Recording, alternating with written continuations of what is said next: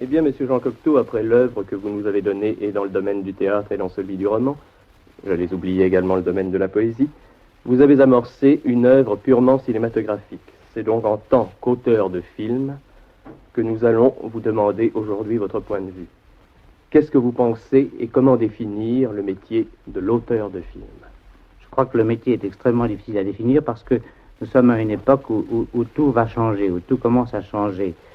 Le cinématographe est très jeune pour un art, il a 50 ans. Pour une personne, ce n'est pas très jeune, mais pour un art, c'est très très jeune. Pour une muse, c'est très très jeune. Et je crois que nous en sommes aux règles d'Aristote. Tout est en train de dévier et de changer. Et changer sur un plan très grave. Même à Hollywood, ça n'a plus quoi faire.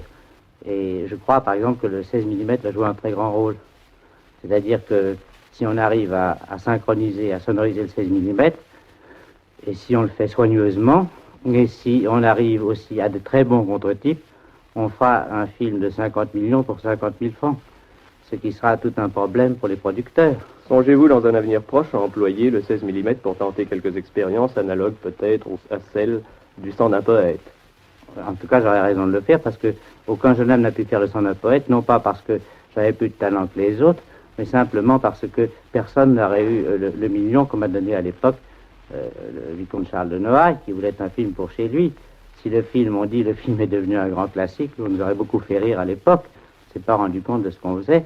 Et puis, à l'heure actuelle, ce million, on se trompe tout à fait quand on croit que l'argent marche selon une échelle. On ne donnerait pas 20 millions comme on donne 1 million. À l'époque, donner 1 million était déjà énorme, mais ce n'était pas donner 20 millions aujourd'hui. Observez-vous, monsieur Jean Cocteau, entre votre œuvre cinématographique et votre œuvre écrite, une continuité qui vous satisfasse? Ça, je ne peux pas vous répondre parce qu'il y a une telle différence là. On oublie toujours qu'il ne s'agit pas d'illustrer un texte avec le cinématographe, mais de prendre, d'écrire en image.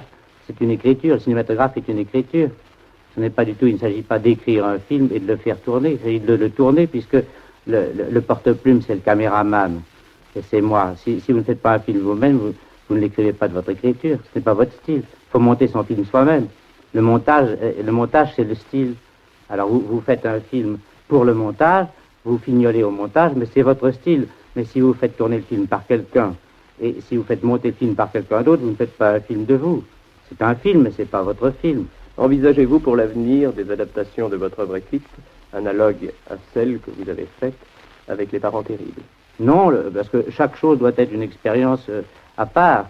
J'ai fait pour l'Aigle de tête un film qui est inspiré par la pièce l'Aigle de tête. Et pour Les Parents Terribles, j'avais fait jadis un découpage, je l'ai jeté au feu et j'ai fait la pièce. J'ai trouvé intéressant de prouver qu'une pièce pouvait être vue par un spectateur qui se promènerait sur la scène, qui regarderait les acteurs par un trou de serrure, sous le nez.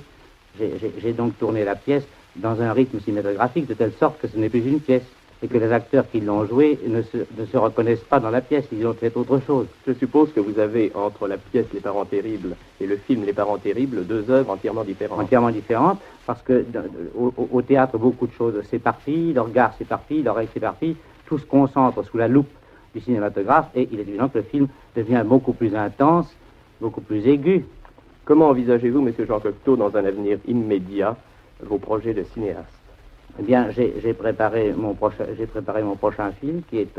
j'avais d'abord décidé de faire le film d'après la pièce Orphée. Je me suis rendu compte que la pièce était une sorte de petit bloc auquel je ne pouvais pas toucher moi-même et pas laisser toucher d'autres. Et j'ai suis parti d'Orphée, j'ai fait j'ai fait un film complètement différent de la pièce, qui est prêt et que je retarde un peu de le tourner parce que d'abord, nous sommes, comme je vous le dis, à une époque extrêmement dangereuse où les producteurs ont des idées sur le gros tirage. Et qu'en somme, Orphée est un film qui peut être un gros tirage, mais qui au départ a l'air d'un film à petit tirage. C'est-à-dire qu'on a commencé par l'envers. On a commencé par les grands romans fleuves à grosse vente, et au lieu de commencer par les petites revues et les petits tirages, où les grands auteurs ont toujours commencé à faire leurs armes. Le cinéma est l'inverse de la librairie. Oui, c'est-à-dire qu'on est au début de quelque chose, tout ça va se brouiller, puis il va sortir, j'espère, de tout cela un ordre qui n'est pas encore sorti.